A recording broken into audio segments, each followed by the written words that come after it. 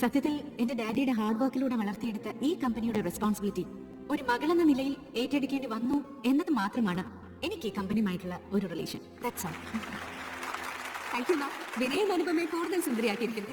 Thank you dear audience. ഇനി ഞാനിവിടെ വെളിപ്പെടുത്താൻ പോകുന്നത് അനുപമയിലെ സാമൂഹ്യ പ്രവർത്തകയാണ്.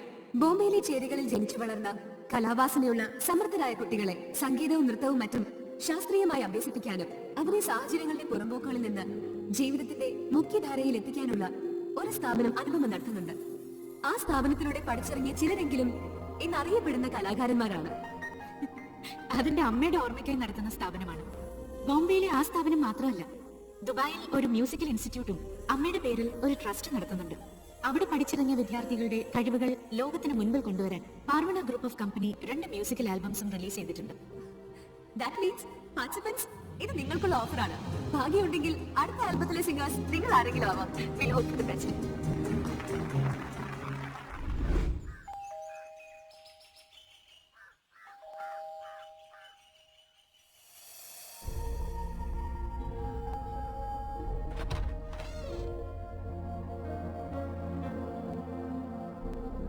മോളെ മോളെ എണീക്കേ എണീക്കേ മോളെ.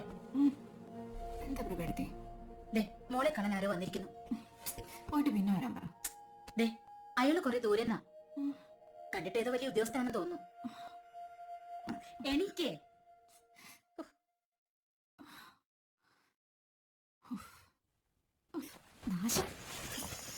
ഹലോ,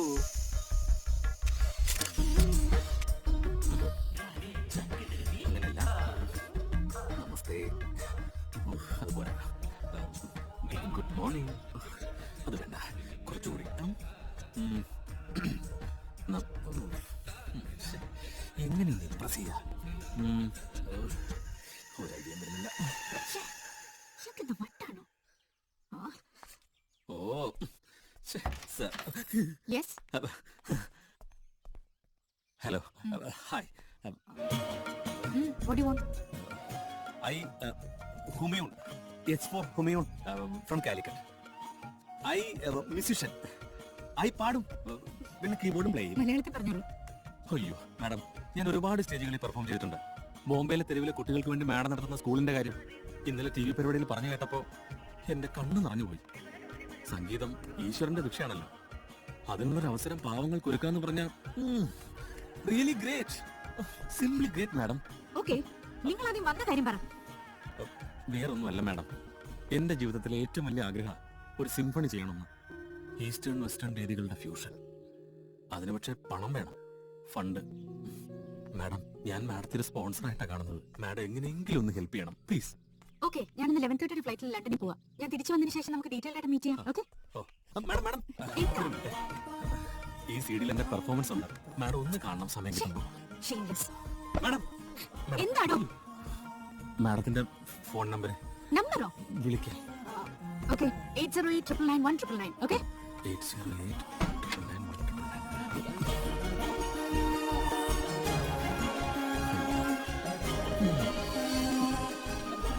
അല്ല, നീ കൊടുത്ത എന്റെ നമ്പറല്ലേ? അതെ.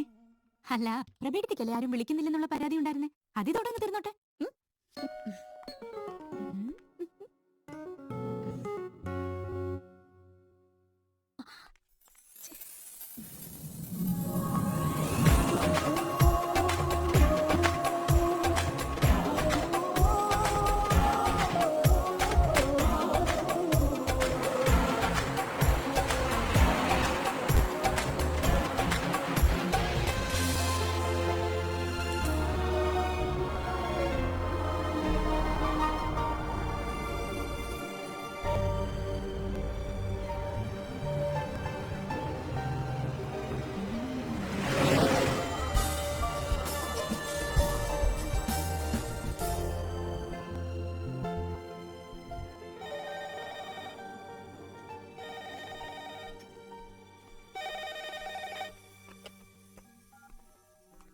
ശക്തിയാണ്.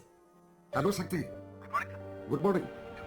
കാലത്ത് 10 മണിക്ക് ഓഫീസിൽ വന്നിരുന്നെങ്കിൽ അസൈൻമെന്റിന്റെ ഡീറ്റെയിൽസ് തരാമായിരുന്നു. അതെങ്ങനെ ശക്തി? ഞാൻ രാവിലെ റിയാദിൽ പോകാൻ വേണ്ടി ഒരുങ്ങിയിരിക്കുക.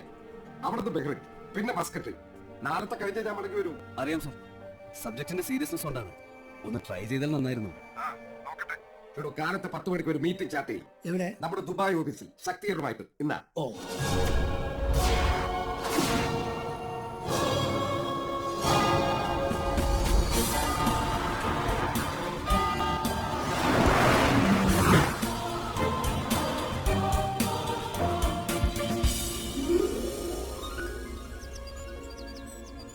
ഓക്കെ പപ്പ, ഗ്ലോബലൈസേഷൻ ഇംപ്രൂവ് ആയതോടെ തേർഡ് വേൾഡ് കൺട്രീസ് മാർക്കറ്റുകളിൽ വലിയ കമ്പനികളുടെ മത്സരത്തിനൊപ്പം നമുക്കും പിടിച്ചു നിൽക്കാൻ പ്രയാസമാണ്. പുതിയ ഗിമിക്സുകൾ ഇംപ്ലിമെന്റ് ചെയ്യണം. അതിൽ branding and marketing is very important.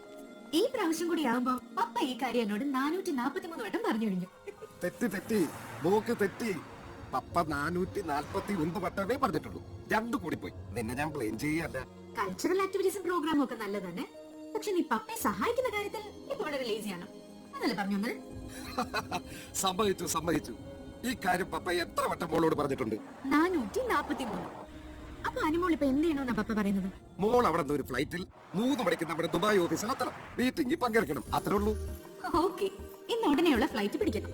Anumol പപ്പയുടെ ഓഫീസിൽ എത്തുന്നു. നമ്മൾ നമ്മുടെ പുതിയ മൂവ്മെന്റ്സിനെ കുറിച്ച് ഡിസ്കസ് ചെയ്യുന്നു. Okay? Okay. Good morning. Good morning. Morning. Good morning.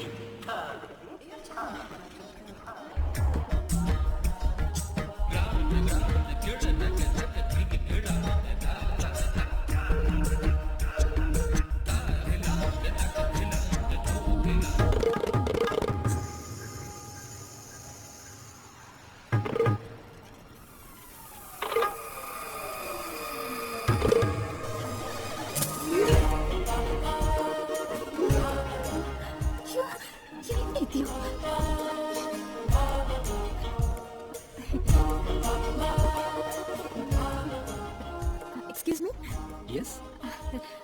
സുനിലല്ലേ? My name is Venkaraj from Chennai. Okay. Sorry. And your good name? என்ன மேடம்? மேடம், ഞാൻ Humayun. Madam. Hi Shakti. Hi Anu. How are you? Yeah, fine.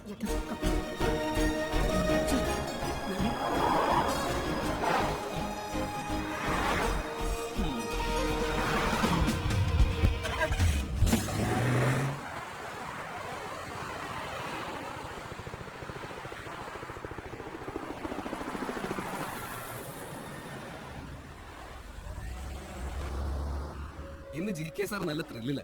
Anu വരുമെന്ന് വിചാരിച്ചിരുന്നില്ല. ഉത്തരവാദിത്ത ബോധം കൂടിയിട്ടുണ്ടോന്നൊക്കെ കുഞ്ഞുമതക്കയോട് പറയുന്നത് കേട്ടു.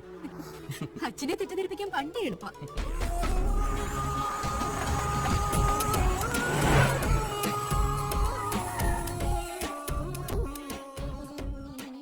Hi uncle. may I come in? Yes please come in. How are you? Fine.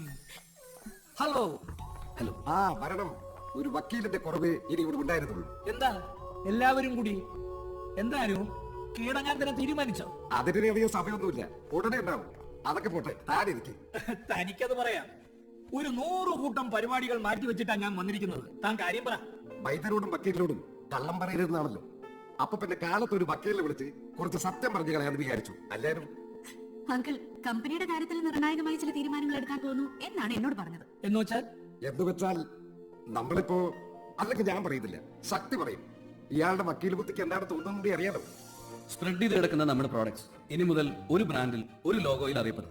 ഉദാഹരണത്തിന് നമ്മുടെ cosmetic products വിപണിയിൽ എത്തുന്നത് റിവ്യൂൺ എന്ന ലേബലിലാണ്. എന്നാലും നമ്മുടെ ആഫ്റ്റർ ഷേവിംഗ് ലോഷനും ബേബി നാപ്കിനും ആഫ്റ്റർ ടബ്, ബേബി ലവ് എന്നിങ്ങനെയൊക്കെയുള്ള പേരുകളിലാണ് മാർക്കറ്റിലുള്ളത്. ഇത്രയും എസ്റ്റാബ്ലിഷ് ആയ പ്രോഡക്ട്സിന് പിന്നിൽ പാവണ ഗ്രൂപ്പ് ഓഫ് കമ്പനീസ് ആണെന്ന കാര്യം കൺസ്യൂമേഴ്സ് അറിയുന്നേ ഇല്ല സർ.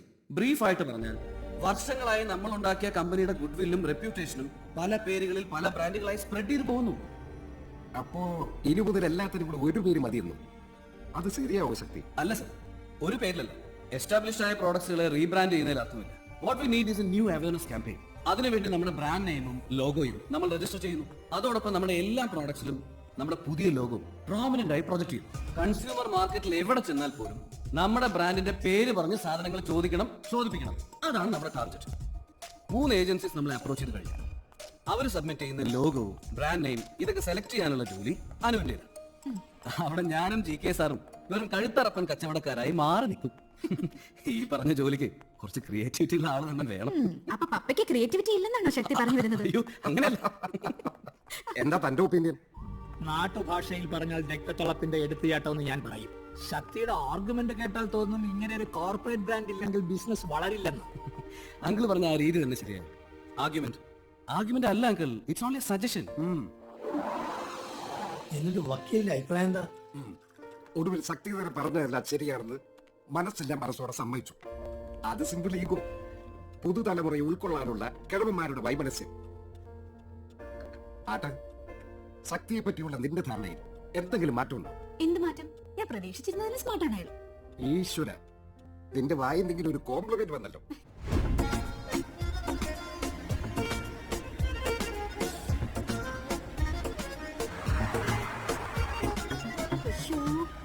അവളെന്നെ കൊല്ലും.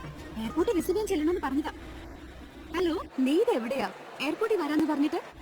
സോറി ടാ, ഞാൻ പപ്പയുടെ അടുത്ത് പോയിരുന്നു. ഒരു അർജന്റ് മീറ്റിംഗ് ഉണ്ടായിരുന്നു.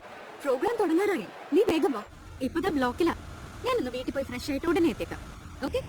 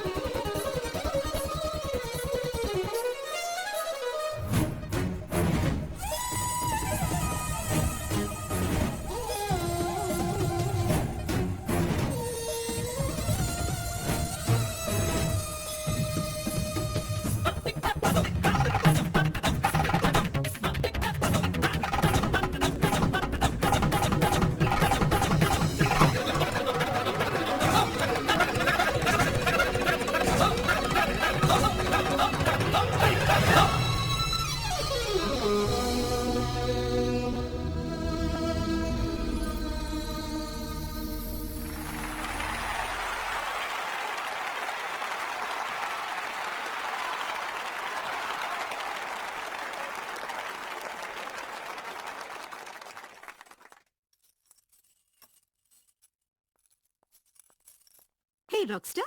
Hi. Hi. You were so good on stage. Really loved your performance. Thank you. എവിടെയായിരുന്നു?